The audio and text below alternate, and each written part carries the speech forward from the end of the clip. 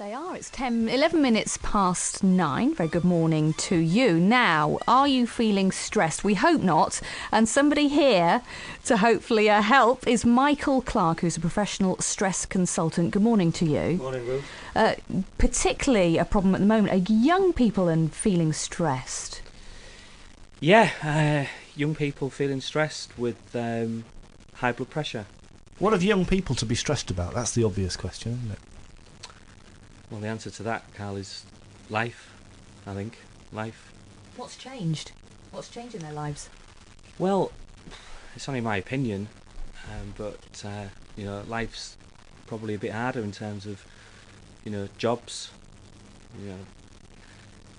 fees for university, I don't know what's in the press, wars, and I think a lot of them as well have probably grown up with, it's only my opinion and what I see, but a lot of them have grown up with parents and brothers, siblings that have not even worked, and they've got, there's this pressure.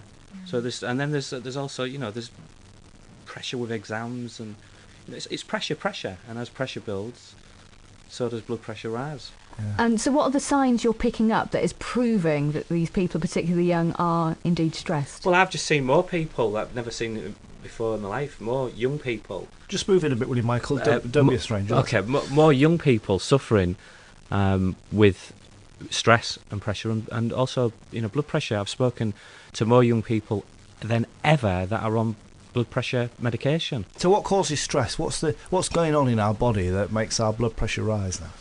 It's not an easy answer to say one thing. I'm glad you've asked me the question, Carl. It's not, when people talk about stress, generally people say, I'm not stressed, and they think about stress of road rage or something. But the body is an organism. It's connected. So you can have emotional stress. Yeah. You could have stress from moving house or divorce. Them kind of things are stress. You can have everyday stress with work.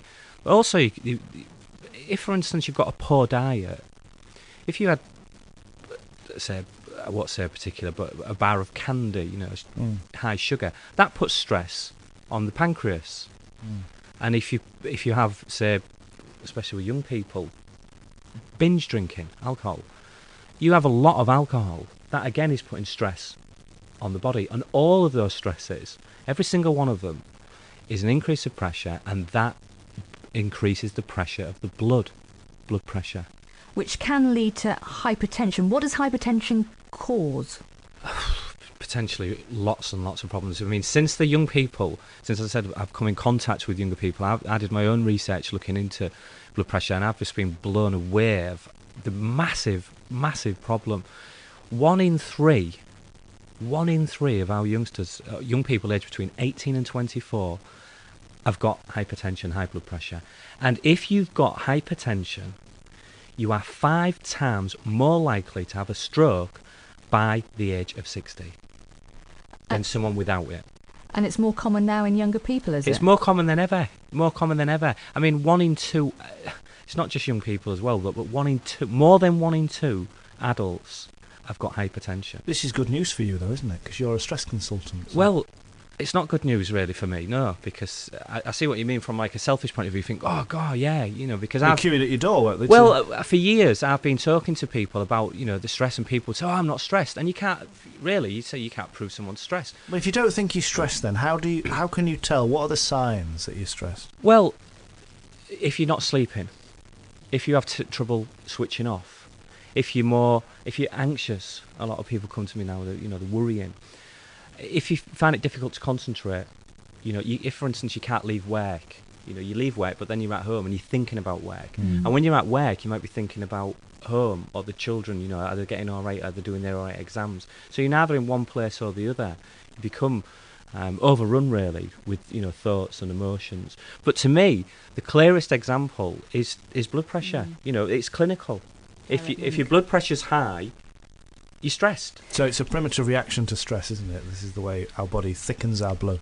It's very interesting, this. When the body obviously is thousands of years old, but it doesn't understand what's going on. In the technological age has just, the last, the 20th century, and it's just really, really fast.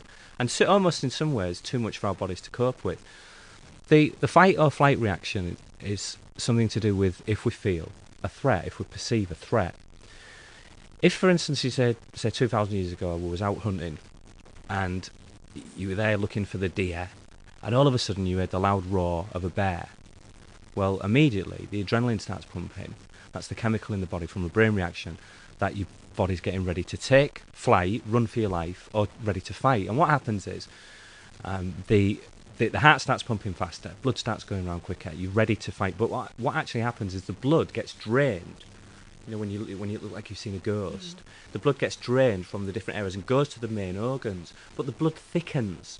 Now, the reason the blood thickens is in case that bear ever did grab you by the arm or whatever, and the blood started pouring out, it would be thicker. It would what we call coagulate to stop it bleeding to death. For physical reasons, yeah. But nowadays, when we feel threatened, it's not because of a bear, unlikely, but it's probably to do with, you know, a larger bill than we thought of, or some road rage. But when the blood thickens, guess what happens? As the blood is thicker and it's trying to get through the capillary, you've got an increase of pressure. I see what you mean. How do we unthicken the blood then? How do we de-stress? Well, it's an art of relaxation. You know, if you can say to someone, just relax, I can't relax. Well, no, it needs to take, funnily enough, it needs to take effort. Techniques. There are techniques, of course. I mean, but it also needs an ability, an admittance to say, look, you need to switch off. And there's lots and lots of ways to switch off. I mean, I'm not here, you know, to promote my book, but it's taken me years of coming up with there's 4 key areas that you can help reduce stress. Can you do all 4 in 30 seconds, though? That's the question. Can I explain all 4? Right. The art of breathing, the art of exercise, the art of diet, and the art of attitude. I've got about 18 seconds left, haven't I? Yeah. Feel free to Which one of those is most important? All of them. All together. So if you put all those 4 together, there's more stuff on the web, of course. If you put all those together, it's possible to relax yourself to a certain degree. Absolutely. Absolutely. It's clinically proven. Yeah. Well, listen, you're a professional stress consultant. You must be one of the most relaxed people around, are you? No, I'm probably one of the most stressed. You don't practice what you preach, No, then? I really do. I really do. But the trouble is that I've been banging my head against a brick wall, it seems, for years, trying to tell people about what's been going on. But now I think it is starting, to come. Yeah, to get through. Well, listen, best of luck. Thanks for coming in, Michael, telling us what you Can I tell people about the website, the BEDA Method? You can. BEDAmethod.com. And if I do stress courses starting in the new year, blood pressure optimization courses, 342-100, and I also do a free breathing test and blood pressure check if people are interested. If they're worried about the blood pressure, 342-100. Breathing test to check you're alive, or no? Breathing test is very important. If you're breathing in what they call from your chest, not from your abdomen. Right. I see. So if you're doing the right breathing, you'll need that for Panto, Carl. Yeah, I will. Thank you very much. Thank you, Michael.